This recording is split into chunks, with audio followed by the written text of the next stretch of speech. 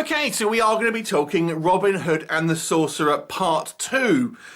So the first episode and this episode were actually packaged up as a film, and I believe this was sold in the States as a film, basically, but it is actually a two-part TV show of Robin of Sherwood. And this story obviously continues on for the last. We have the beginnings of the merry men, so to speak. And this one features the classic archery tournament, which is one of the kind of like the staples of really any Robin Hood legend and kind of TV show, film, and that sort of thing. It's just one of the things that is a classic staple of the Robin Hood legend.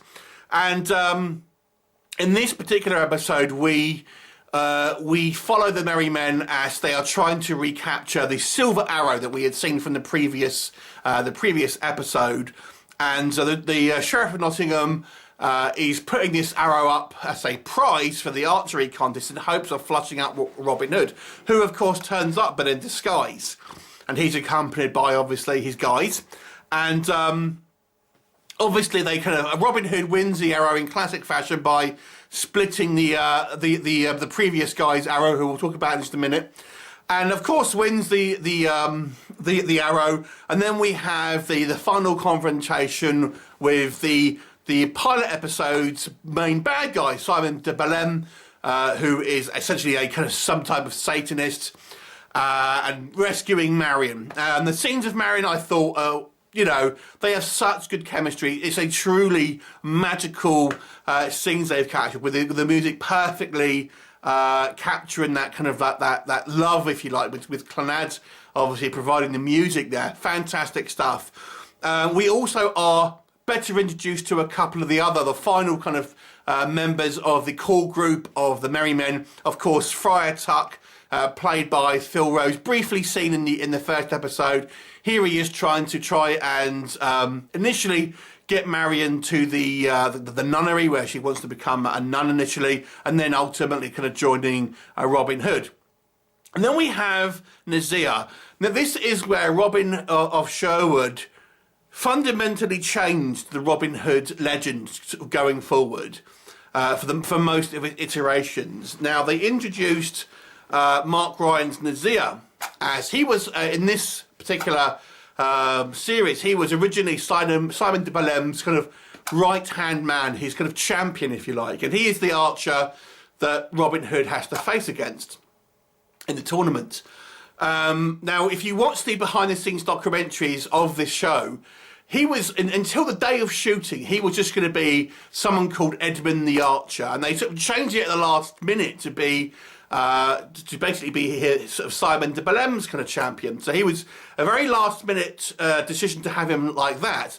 And when they were filming, he just got on so well with the people that were making the show, and obviously the rest of the cast, and they just thought his character was so cool, they thought they would write him into the story. And if you watch the extras on the kind of DVD or Blu-ray, the director, you know, is saying, like, you know, we basically sort of said, oh, can we keep him? And he's like, well, you can't have a Saracen joining the Robin Hood's Merry Men. He's like, well, we think all the girls love him, and you know, he's like, because he works. Mark Ryan also works as a stunt choreographer, because he's like a trained swordsman and stuff. Anyway, so they kind of agreed to have him in, and he ultimately joins the Merries, so to speak, at the final end of the episode. And then since then, you have seen a version of a kind of Saracen character in the majority, at least, of more recent Robin Hood adaptations. And interestingly, to go even one step further, not long after this, they made Robin Hood's Prince of Thieves with Kevin Costner, and they cast Morgan Freeman as the Saracen character, and they had called him Nazir. And then I think it was Richard Carpenter was like, well, that's our character. We created him. And they obviously just watched Robin of Sherwood and just thought he was part of the legends. So they had to change his name because he wasn't like a public domain character like Robin Hood, Will Scarlet, Little John. He was made by this production. So that is why you'll have a Saracen character, but he won't be called Nazir, he'll be called something else, because Nazir was the product of specifically Robin of Sherwood. But they have popularised the idea of the Saracen joining the crew, so to speak. Another little tidbit for you: Clive Mantle, who plays Little John in this, also auditioned for the role of Little John in the Robin Hood Prince of Thieves, but obviously it went to someone else. So there you go, a little bit of trivia for you. So, what do we think of this particular episode? I think Simon de Belleme is one of the strongest villains that this series has ever had, and he comes across as genuinely menacing and a genuine threat because you don't really know the extent of his powers. He seems very confident in the fact that he can kind of stop Robin Hood, and obviously we see him in the last episode giving the prophecy to the sheriff and everything about how the hooded man is going to come and everything. So you think, man, this guy knows what is up, and he seems like Hearn is kind of like the opposite, so to speak, the opposite sort of force to him. So I think Simon de Belleme was one of the strongest villains that this series has ever had.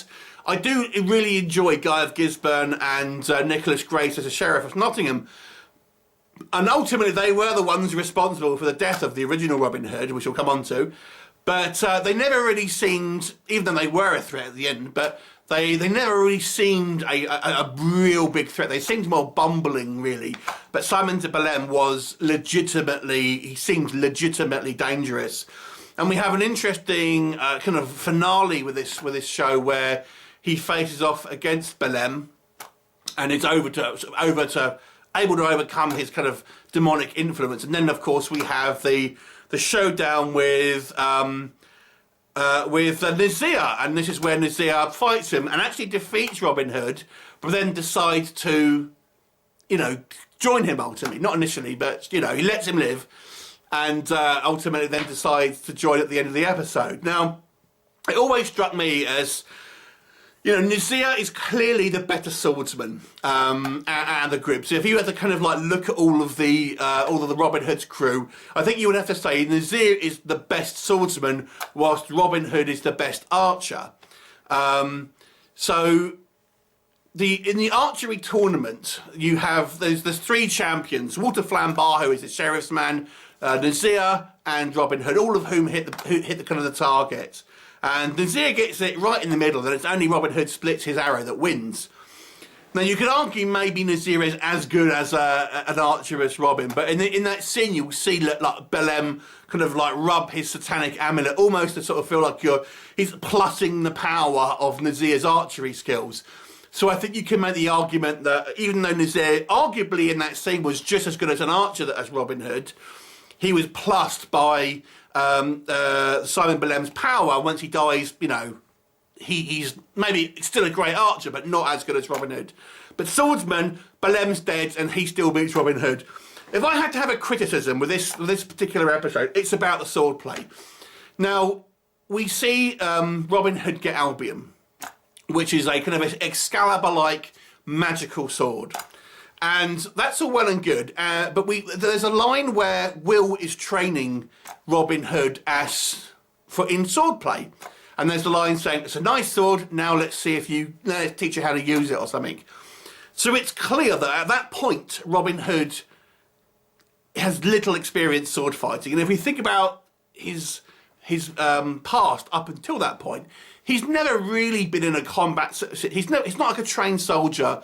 Will Scarlet, you can argue, has had military experience. So he would be, a good swordsman, as has Nazir. He was an assassin, as we'll find out later on. But Robin he's never been in a combat situation, as far as we know, until the events of the first episode.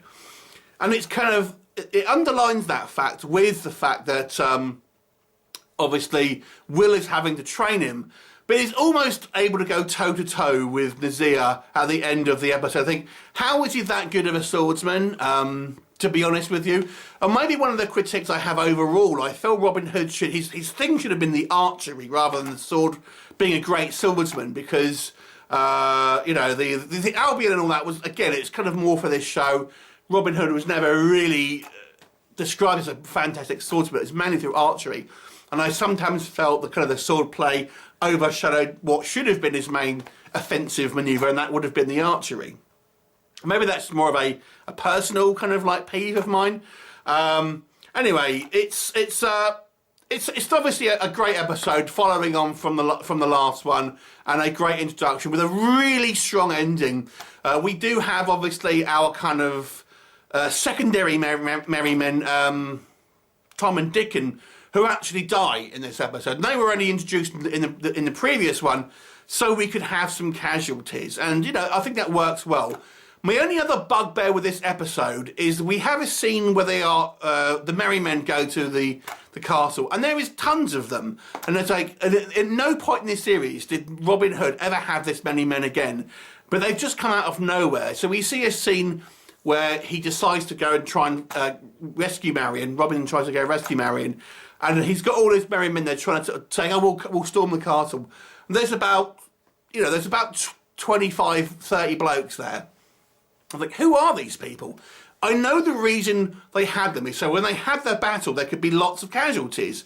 But at no point did we see him ever recruit anyone else or anyone else join the team. It just seemed like a huge oversight for me.